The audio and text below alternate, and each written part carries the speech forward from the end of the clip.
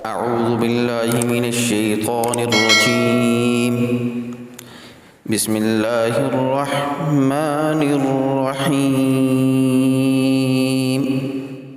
السلام علیکم ورحمۃ اللہ وبرکاتہ.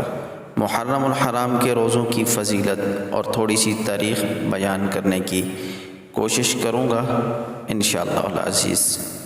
محرم الحرام کے روزوں کی فضیلت کی وجہ. امام غزالی رحمۃ اللہ علیہ نے احیاء العلوم میں محرم الحرام میں روزوں کا بیان کرتے ہوئے فرماتے ہیں جو کہ محرم الحرام کا مہینہ اسلامی سال کا ابتدائی مہینہ ہے، تو سال کی ابتدا اللہ تعالیٰ کی عبادت اور روزے سے ہو جائے تو احسن تفاول کے لیے پورا سال عبادت اور خیر و برکت سے گزرے گا انشاءاللہ. نفلی روزوں کے لیے رمضان کے بعد بہترین مہینہ. امام ننوتوی رحمۃ اللہ علیہ نے زیادات روزہ میں کہا ہے کہ نفلی روزوں کے لیے رمضان المبارک کے بعد بہترین مہینہ اشہر حرام ہے، یعنی محرم الحرام کا مہینہ. اس کے بعد ذوالقعدہ کا مہینہ، پھر ذوالحجہ کا مہینہ، رجب المرجب، ان میں سے پھر سب سے افضل مہینہ محرم الحرام کا مہینہ ہے، پھر شعبان، پھر اس ترتیب سے. اب چلتے ہیں اسلامی تاریخ کی طرف.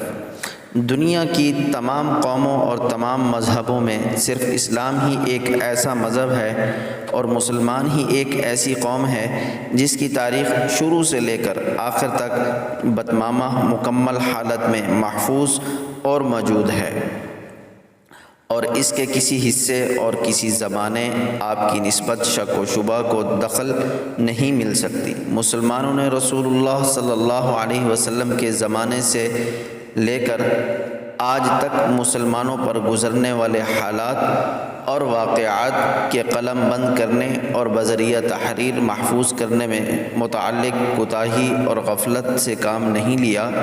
مسلمانوں کو درست طور پر فخر ہے کہ وہ اسلام کی مکمل تاریخ اور ہم عہد مورخین اور عینی مشاہدوں کے بیان سے مرتب کر سکتے ہیں.